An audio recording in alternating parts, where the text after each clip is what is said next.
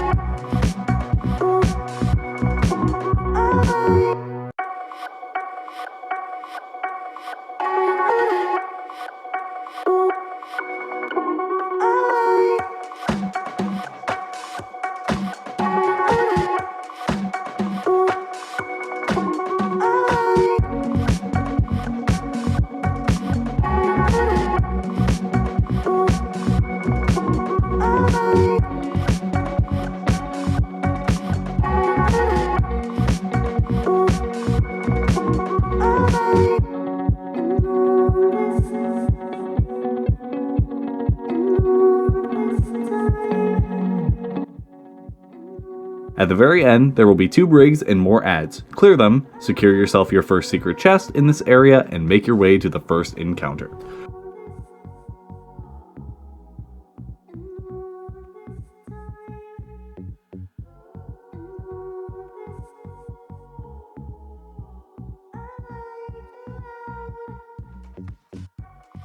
When you make it to the first hallway inside the crypt itself, you can go to the left to the encounter or to the right to the dead end.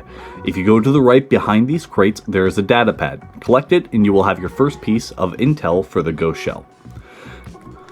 Now we are on the first encounter, security. This is where we are introduced to main mechanics as well as a boss fight. By the rally flag, you will notice a terminal. We call this the shower, holding an image of a red person. This is the operator buff. This will allow you to activate panels. The entire encounter is separated into 3 different areas: light, dark, and the basement. The recommendation for this encounter is to separate the party into groups of 1, 2, and 3. The groups of 2 and 3 people will either be on light or dark sides respectively. Meanwhile, the solo person will go down below for operator. Whoever is on dark side will have to keep an eye out for a vandal that will spawn as soon as the encounter starts. He is called the Hacker Vandal and will have a yellow health bar. Above his head, you will notice a yellow symbol. Kill him and he will drop it and you can pick it up. This is Scanner. Scanner will allow you to see glowing panels and other things for later in the raid. The goal of this encounter goes as such. Scanner will look under the floor, where I am looking as you see, and you will see 5 different panels, 2 of which will be glowing. You need to call out which panels are glowing for operator to shoot down below. After Scanner on dark side calls out his symbols for operator, light side will need to do the same as well. However, the doors are closed so you can't just walk over. Instead, go to the shower and insert Scanner. Whoever is doing it on light side can pick it up and call out for that side as well. How me and my teams have always done call outs for the panels is number them 1 through 5, 1 being the closest to where the operator goes in, and 5 is towards the door where you spawn. However, you can do it in any order that you like. When you are doing these callouts, it is imperative you call out the correct one. If you don't, the basement will turn red and be very angry and kill the operator. If that happens, operator will respawn on light side, just pick it up, res those who came before you, and become the new operator. Otherwise, you can wipe and restart in the beginning if you want to. After all 4 panels are shot, an alarm will sound and DPS will begin. Everyone on top will notice the glass doors on the huge power cells open. There are 3 on both light and dark side. Please do not start shooting them right away. This will cause an instant wipe if you shoot the wrong cell. Instead, what needs to happen is this. Operator will need to put operator in the shower. Someone on top needs to take operator, and whoever the person is that holds Scanner needs to put Scanner in the shower for the person in the basement. If for any reason you can't deposit anything into the shower, that means a yellow bar servitor is alive, keeping it shut down.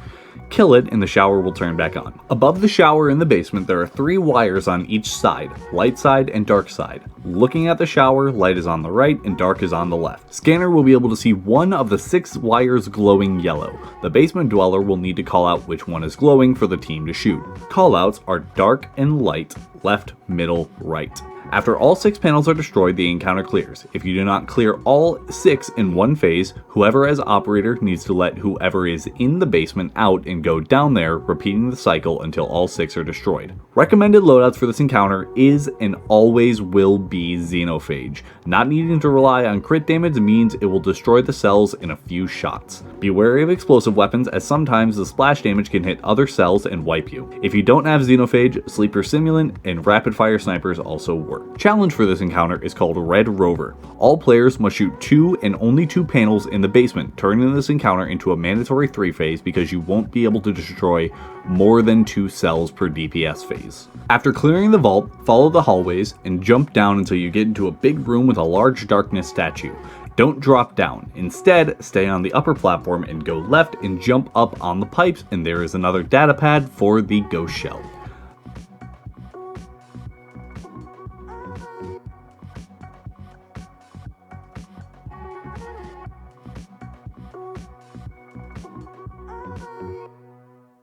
The next encounter is Atrax 1, Fallen Exo. There are 2 arenas in this fight, the area you spawn in and the space station. The elevators in the back take you up to the space station. Getting close to the big purple front of the elevator starts the encounter. Split into teams of 2 and 4. 4 Atraxes will spawn in each area. Operator and Scanner come back for this encounter, Scanner spawns on the space platform, and Operator spawns in the spawn platform. Operator, however, is only used on the space platform. One person from the bottom needs to grab the Operator and go up top, making it 2 teams of 3. Operator, once you are on the space platform, turn around and shoot the panels next to the elevators and send them back to the bottom. After waves of ads are cleared, 3 yellow bar servitors will spawn on the bottom. Killing those 3 will spawn 3 in space. Killing all 6 starts the DPS phase. So leave 1 you can easily get to alive in space until you guys are ready to start. After the servitor dies, text will show up saying Extinction Protocol activated, cueing you that DPS has begun for the space platform. Whoever has Scanner must look around at the 4 Atrax in the room, one of which will be glowing a bright yellow. Call out for your other team members to group around to do damage. Give a countdown and all 3 attack at once. The Atrax should disappear. Scanner needs to find the nearest shower in the space platform and put Scanner in for the bottom team. They will repeat the process until you do 4 cycles, 2 in space and 2 at spawn, or until Atrax has reached final stand. After an Atrax is destroyed, it will drop a debuff called Atrax 1 Replication. It will appear over someone's head and is hard to miss. There is a 40-second timer on it. What needs to happen is the person with the debuff will need to run to an airlock on the space station. Those can be found with a panel to the side of them. Operator must shoot the panel to open the door. Whoever has the replication must enter the airlock, and Operator must shoot the buff off the person's head. Once the buff is off the person's head, they can exit the airlock. You can also shoot the debuff off and pick it back up to reset the timer if need be. Once Atrax is in final stand, all of the duplications will go to the space station. Whoever is in the spawn area must take an elevator up to be with the rest of the team. Scanner will need to find in the sea of 8 Atraxes which one is the real one, the same way they do during DPS. One big glowing body. Kill each replica until either Atrax is dead or she wipes the team. Recommended loadouts are anything that does high burst damage in less than 5 seconds. Lament and Falling Guillotine rock for this. Parasite with the ×20 buff works wonders as well. Nova Bomb and Thunder Crashes are recommended and encouraged. Last time I checked, 4 Thunder Crashes with Falling Star should take her to final stand, and the last 2 Thunder Crashes should finish her off the final stand. Challenge for this encounter is copies of copies. You cannot eject any of the replications that Atrax drops, meaning you have to continually juggle them until she is dead, so killing her in as little phases as possible makes this challenge a breeze. After completing the encounter, follow the tunnel to the jumping puzzle. If you follow the path that I take, it will not only lead you to the second secret chest, but also the 3 final data pads for the ghost shell. Just beware of teammates with ear edge.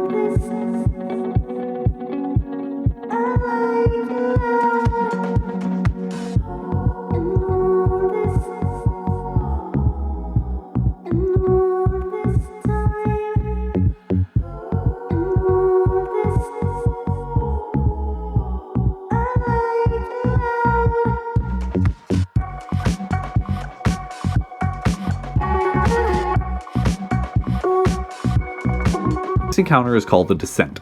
This encounter is pure chaos and fun, however does introduce a few new mechanics, one of which is a new buff called Suppressor. Here's how the encounter works.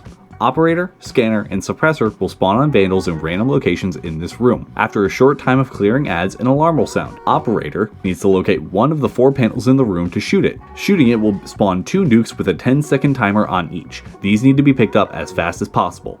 If the operator does not shoot them, a 3rd nuke will spawn. Scanner will need to look in the center of the room for the 4 bins right in front of the spawn area. 2 of these bins will be glowing yellow that need to be called out to the people carrying nukes to deposit. Make up your own callouts if you please. What works for my teams are boss and spawn, with boss being towards the window and spawn being the opposite direction, left and right. Suppressor's job goes as follows. There are 3 floating orbs. We'll call them beach balls. They need to stand under them and shoot Taniks once under each beach ball. After the 3rd one is done, it will stun Taniks, allowing the nuke carriers to deposit them into the bins. After Taniks is stunned, however, one of the people holding either Operator, Scanner, or Suppressor will receive a debuff called Deactivated Augment, meaning you can no longer use that buff. You must find a shower and cleanse yourself of this debuff by putting it into the shower, and another party member must pick up the debuff and take over that role. Make sure you also notice that after you deposit the buff, you will have another debuff called Augment Lockout for 30 seconds, so you won't be able to take another buff until the timer is up. Nuke carriers should take note of the radiation debuff.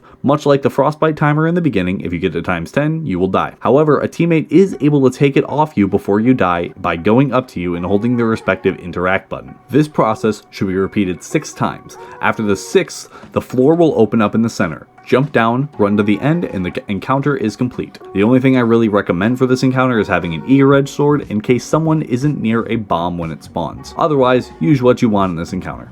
The challenge for this encounter is of all trades. Everyone must use each augment once and only once. Splitting into teams of 2 and rotating the buffs is the only way to do this challenge. The final encounter is Taniks the Abomination. Split the team into 3 teams of 2. The arena is split into 3 areas. We will have spawn, blue, and orange. If you look, we also have the bins to deposit nukes into again. My teams number the bins 1 and 2 at spawn, 3 and 4 at blue, 5 and 6 at orange. Operator will spawn at spawn, Scanner will spawn at blue, and Suppressor will spawn at orange. Shooting the giant pile of rubble in the center spawns Taniks, and that starts the encounter. Clear ads at each area until a yellow bar captain spawns. Kill it, and then the augment will spawn for your respective side. Scanner will once again tell you where to deposit the nukes. Whoever chooses to use Suppressor will notice that each area has their own set of 3 beach balls. What's going to happen is Taniks will move to either spawn or orange to start. He never starts at blue for some reason. And he will start a vulnerability phase. He will have glowing orange jets open up at his 4 corners. You need to damage the jets to drop the nukes. While this is happening, Taniks will honor a popular musician and summon purple rain to bring down debris. Stay away from those areas as it will instantly kill you. After 2 nukes are dropped, 2 people need to grab them and run to the locations Scanner calls out. After the nukes are picked up, Suppressor should start shooting him under the beach balls in the respective areas he moved to. On their way, one of the bomb carriers will be trapped in a large purple sphere. Operator will need to shoot this barrier to break it, allowing the runner to continue. This will happen twice. Once the nukes are deposited, an augment will once again deactivate and needs to be swapped like the previous encounter. Taniks will once again move to another area, and the process will be repeated until all 4 nukes are deposited. Move to spawn to prep for DPS. Taniks will teleport to mid and create a tornado of debris around him. Jump over and land in the middle to DPS him. Do as much as you can, and after a short time he will push you out. Just jump back in and continue until he is brought to final stand or he finishes his damage phase. Rinse and repeat until final stand. Once there, he will begin teleporting to each of the 3 areas, summoning Purple Rain. Keep shooting him until he dies or until he wipes the team. Then you can enjoy your raid loot for a job well done. Recommended loadouts shift with each buff for this encounter. Divinity is a must-have, as it creates a crit bubble underneath of him instead of around his hitbox, making it easier to shoot. Double slug shotguns still do a great job even after their nerf. Linear fusion rifles though are probably still the best option. Be wary of area of effect supers like Nova Bomb, as it makes them harder to hit, especially for the with Divinity. Celestial Golden Gun is a top for this fight. If you choose to use Thunder Crash, save it for Final Stand, as during the main DPS phase, it can kill you since it has the electrical field around him. The challenge for this encounter is called the Core 4 and is really the only way to do this encounter. You must shoot all 4 nukes off of Taniks and deposit them in one go. Sure, it sounds a little bit more tedious and annoying, but mastering this not only allows you to skip straight to DPS, but you also get an extra cycle of damage to make a one phase even more possible. Anyway, I think that's all for me.